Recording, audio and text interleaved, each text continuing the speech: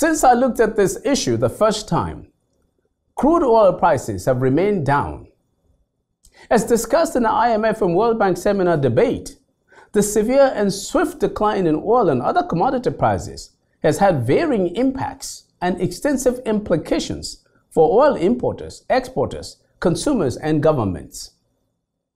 The highly variable effects of the oil price drop have created some winners and losers.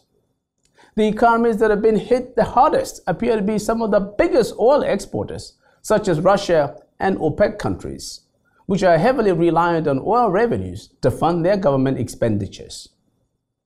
In countries like Nigeria, the whole economy has been terribly impacted since crude oil exports account for over 90% of the nation's foreign exchange earnings.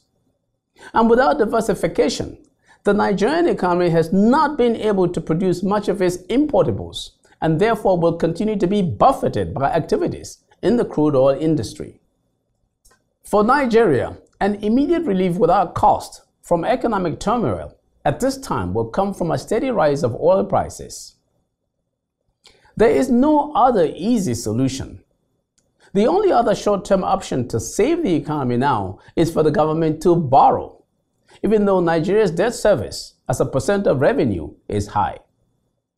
Nigeria's total debt as a percent of GDP, around 13%, is low, but it is unimportant. What is important is the nation's debt service as a percent of revenue. For Nigeria at over 30%, this is high and will continue as a problem so long as oil prices stay historically low. So when will it all end? It will end when oil prices rise again. Now, even Nostradamus might not have been able to know the answer to this. I once did currency forecasting for a living. So what do I see for the Naira? Well, that discussion is too long for this segment.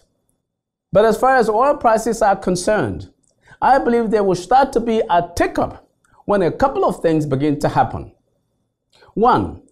OPEC members stop worrying about market share and start focusing more on prices. 2. The US dollar eases a bit from being too strong.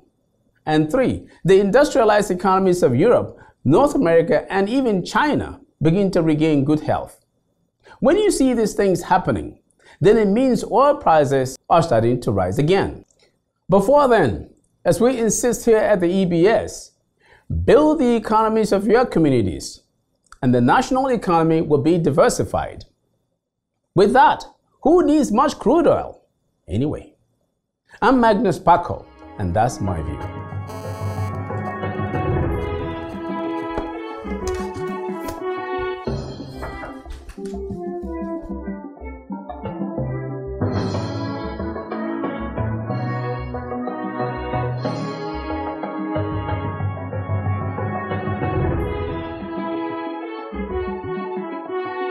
Magnus.